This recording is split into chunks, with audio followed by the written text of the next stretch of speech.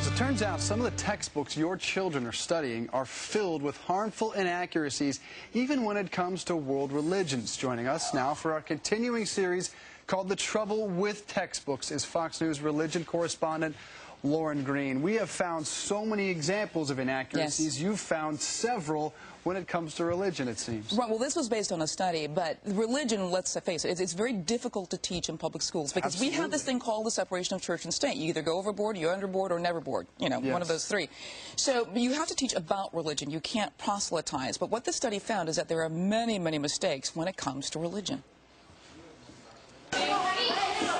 When parents send their kids off to school, they trust what their children learn about the world's religions will be accurate and bias-free. But that's not necessarily so, according to a recent 5-year study called The Trouble with Textbooks, Distorting History and Religion.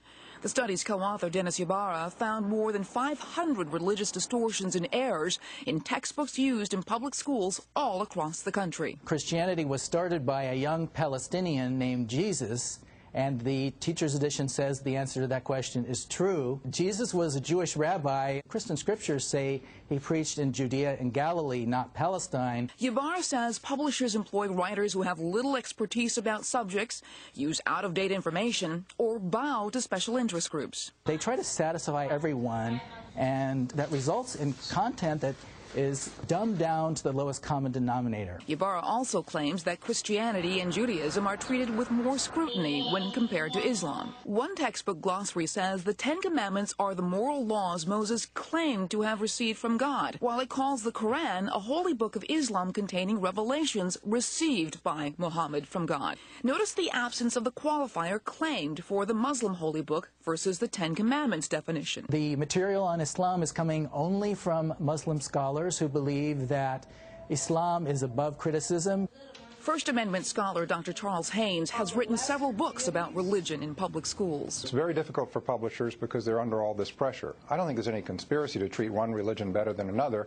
I think sometimes the group that bangs the pot the loudest probably gets the most attention.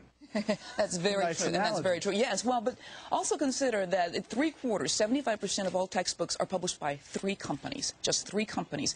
So it makes it much easier for special interest groups to have access to them, and also it makes it easier for errors to get spread to classrooms nationwide. Scary. And so bang the pot the loudest, I guess, if you find these inaccuracies is what we're encouraging. Well, and what the study also found is that the Muslim groups tend to bang that pot loudly because they don't believe Islam should be criticized. Christianity and Judaism are used to being held up to a critical eye.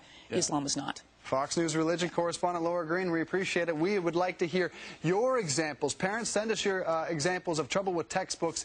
Get on our website, foxandfriends.com. We would love to hear more examples. Each week we'll continue to pinpoint the exact books that are getting it all wrong.